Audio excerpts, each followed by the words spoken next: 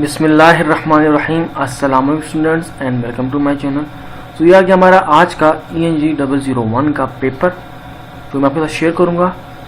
तो इंशाल्लाह पूरा आगे एंड तक देखिएगा। आपको साथ ही सॉल्यूशन भी प्रोवाइड करूंगा, आपको कहीं और से फाइंड करने की ज़रूरत नहीं है। आप डायरेक्ट इस वीडियो को देखते ही अपनी तैयारी कर सकते हैं। खाली आपसे रिक्वेस्ट है, कुछ टाइम लगेगा, थोड़ा सा स्क्रॉल डाउन करके वीडियो को पॉज करके नीचे चैनल को ज़रूर सब्सक्राइब कर दीजिए। ये तमाम मेहनत आपके लिए की जाती है। आप में से बहुत सारे वीडियोस देखते हैं लेकिन चैनल को सब्सक्राइब नहीं करते। काइंडली आपसे रिक्वेस्ट है, प्लीज़ कुछ टाइम लगेगा, स्क्रॉल डाउन करके नीचे जो लाल बटन दबा रहा है, लाल बटन को प्रेस करके चैनल को सब्सक्राइब कर दें और बेल आइकन, उस बेल को प्रेस करें ताकि अपकमिंग जो भी वीडियोस अपलोड करूँगा उसकी भी नोटिफिकेशन आपको पहुँच जाए, जो भी वीडियो मैं आपको अपलोड करूँ, ताकि आपके कोई भी सोल्यूशन मैं अपलोड करता हूँ उसकी वीडियो आपसे मिस ना हो। तो अब सिंपल चलते हैं अपने पेपर की तरफ। तो यह आ गया हमारा इंग्लिश 001 का आज का पेपर। तो काइंडली आगे बढ़ने से पहले ये जो आपके जो पेपर में आया था वो थे 40 MCQ से टोटल, और मैक्सिमम स्टूडेंट ने मुझे कहा कि बहुत ही कॉन्सेप्ट बेस्ड था, कॉन्सेप्चुअल बेस्ड हैंडआउट से आपके जो MCQs आए थे, मतलब आपके पास पेपर से रिलेटेड कोई इतना अगर आया भी हो स्टूडेंट के मुताबिक नहीं थे, मतलब इतने लग के सवाल आपके MCQs नहीं आए थे। लेकिन फिर भी आप पास पेपर एक रीड आउट एक बार ज़रूर कर लीजिएगा और अपने हैंड आउट्स को भी एक बार रीड आउट लीजिएगा ताकि आपके MCQs में भी पूरे मार्क्स आ जाएँ। उसके बाद अपना बढ़ते हैं, सिंपली क्वेश्चन की तरफ बढ़ते हैं। आपके पास क्या क्या क्वेश्चन आए थे मैं आपको साथ में सोल्यूशन भी प्रोवाइड कर दूँगा। क्वेश्चन 1 आपका जो था वो सेंटेंस से कुछ रिलेटेड, सेंटेंस आपसे रिलेटेड आपका क्वेश्चन आया था। उसमें आपके पास किस तरीके से आया था कि आपके पास कुछ सेंटेंस लिखे हुए थे, मतलब वो रॉन्ग फॉर्म में थे। आप एग्जैक्ट सेम सेंटेंस नहीं थे, लेकिन मैंने आपको एग्जाम्पल के तौर पर यहाँ पर मैंशन किया है। इसमें से देखिए फर्स्ट वन जो है, me and my friend is going to the beach. अब ये जो है एक सेंटेंस वो रॉन्ग है। अब इसको मैंने करेक्ट फॉर्म में अपनी जो है प्रोग्राम के कहते हैं, प्रोग्राम कह रहा हूँ, ग्रामर के हिसाब से परफेक्ट फॉर्म में लिखना था। अब से करेक्ट फॉर्म क्या होगा, my friends and I are going to beach. अब इसके हमने इसी तरीके से सेंटेंस मेंशन थे कि आपकी जो रॉन्ग फॉर्म लिखी हुई थी तो आपने उसको करेक्ट फॉर्म में मेंशन करना था। मैक्सिमम एक स्टूडेंट के मुताबिक तो 5 थे, किसी ने तो मुझे 3 कहा है, किसी ने 5 कहा है। ये तो डिपेंड करता है आपकी किस्मत के ऊपर, आपके पास कितने आते हैं और किस तरीके से आते हैं, एग्जैक्ट सेम यही आ जाते हैं या अलग आते हैं। तो इस तरीके से आपके पास एक सवाल आया था, तो आपके पास रॉन्ग आपके पास इस तरीके से मेंशन थे, they was walking in the park when it starts to rain. ये रॉन्ग हो गया। इसका करेक्ट क्या है, they were walking in the park when it started to rain. Third one जो है वो रॉन्ग है, the teacher don't like when student talk in class. जब किसी करेक्ट फॉर्म बनेगी, the teacher does not like when student talk in class.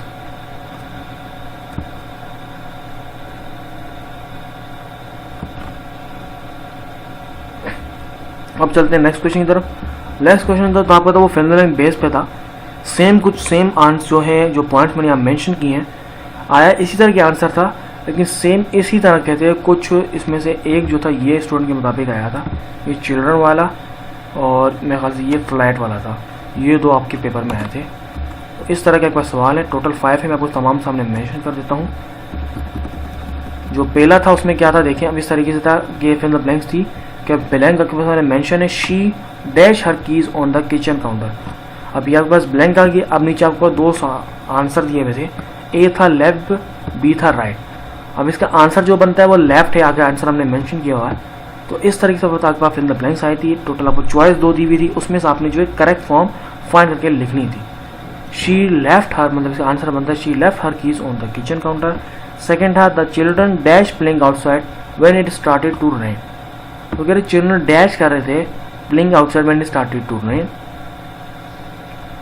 तो उसके 2 हमारे को आंसर दिए, वर होगा या वेयर होगा, जबकि इसका आंसर है were. The children were playing outside when it started to rain.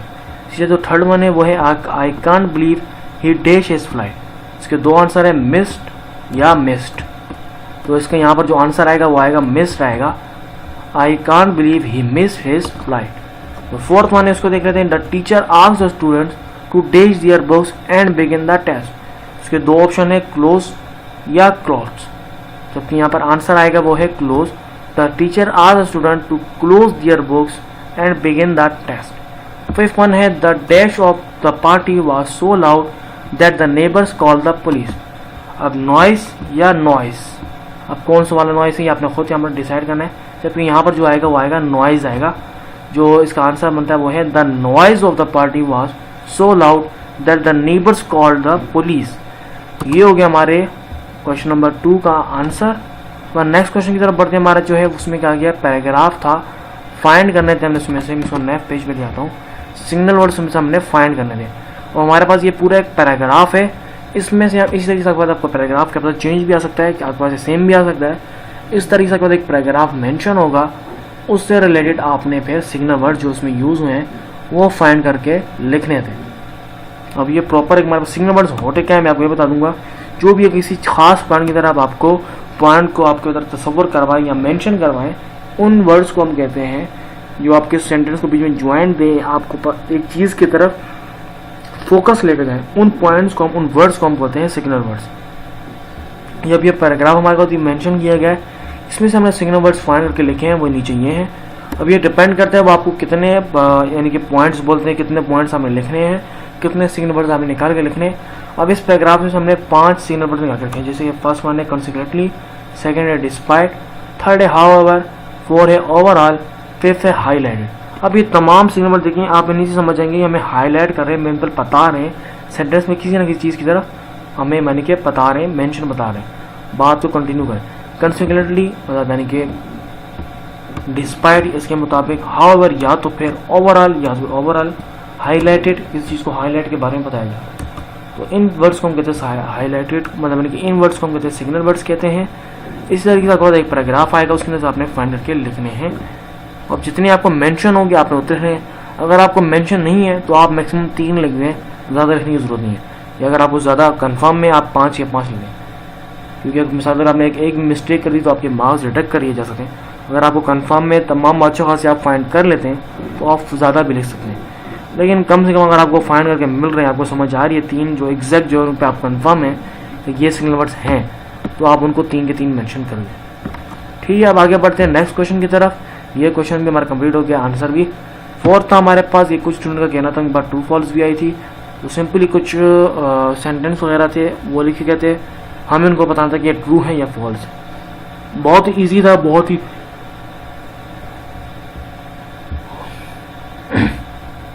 अब अगर आपने रीड आउट किया होगा, अगर आप तैयारी वाली थोड़ी बहुत करके गए होंगे, तो आप आराम से अपने जो है पेपर ये अपना जो सब्जेक्ट का इंग्लिश लेवल 01 का आप सुकून से सॉल्व कर पाएंगे। उसके बाद हमारे जो शॉर्टकट्स आई थी उनको अपने फुल फॉर्म में लिखना था। नेक्स्ट क्वेश्चन हमारा जो था ये जिस तरीके से यहाँ पर कुछ मैंने मेंशन किए हैं, ये सेम मेरे पास एक स्टूडेंट का कहना नहीं है, ये काफ़ी सारे स्टूडेंट से पूछ के मैंने मिक्स जो मेरे पास आई हैं कन्फर्म जो स्टूडेंट ने की है वो तमाम मैंने मेंशन की, मतलब ये तमाम आपके पेपर में आ चुकी हैं।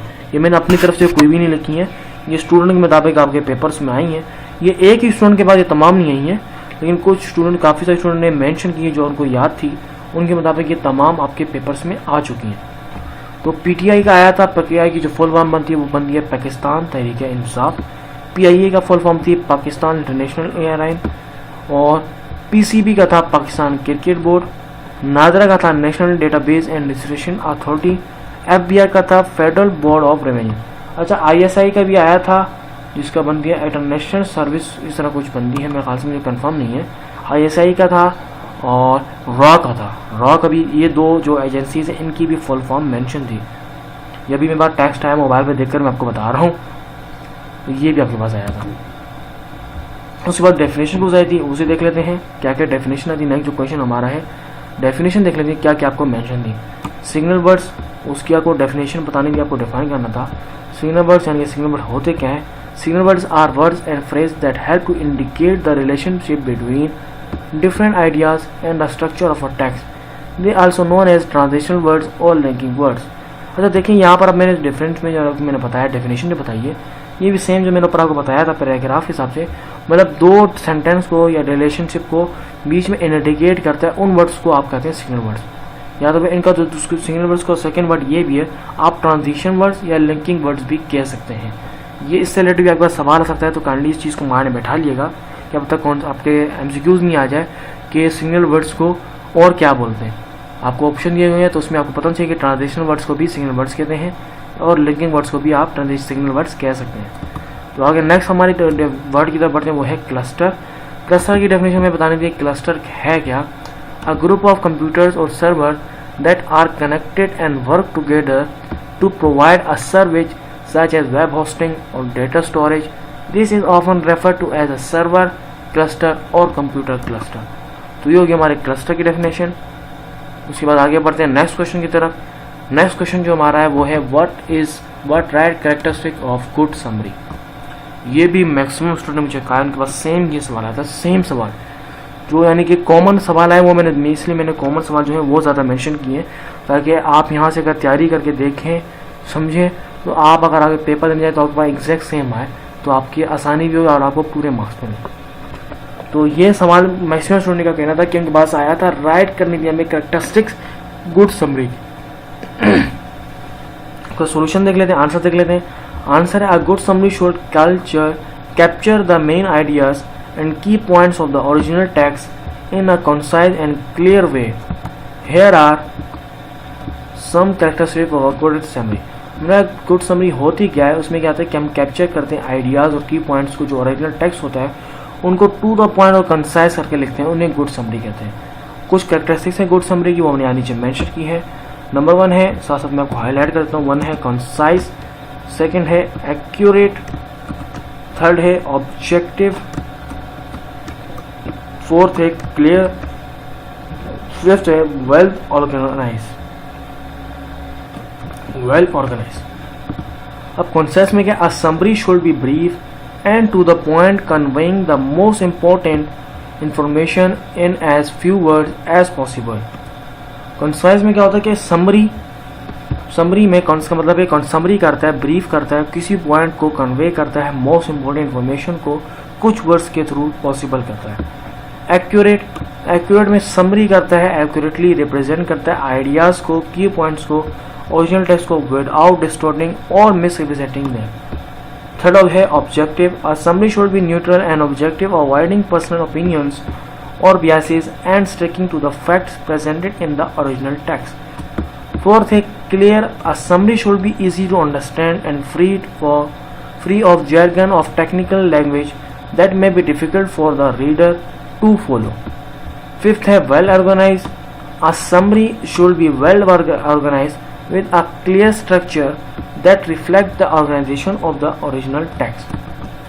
तो ये हो गया हमारा क्वेश्चन के आंसर कंप्लीट यहाँ तक। उम्मीद करता हूँ यहाँ तक आपकी हेल्प होगी वीडियो से। काइंडली आपसे रिक्वेस्ट है कुछ टाइम लेके चैनल को ज़रूर सब्सक्राइब कर दीजिएगा और इस वीडियो को अपने दूसरे दोस्तों के साथ शेयर कीजिए ताकि उनके भी हो जाए। तो उम्मीद करता हूँ और दुआ करता हूँ अल्लाह ताला आप सबको अपने इस सब्जेक्ट में अच्छे नंबरों से पास कीजिए, पास करें और आप सबको इसमें आप तमाम एग्ज़ाम्स में अपनी कामयाबी दे। और काइंडली कमेंट में आमीन लिख दीजिएगा और चैनल को ज़रूर सब्सक्राइब कीजिएगा। इंशाल्लाह बहुत जल्द मिलते हैं किसी एक नई वीडियो में आपकी हेल्प करते हुए। तब तक के लिए अल्लाह हाफिज़।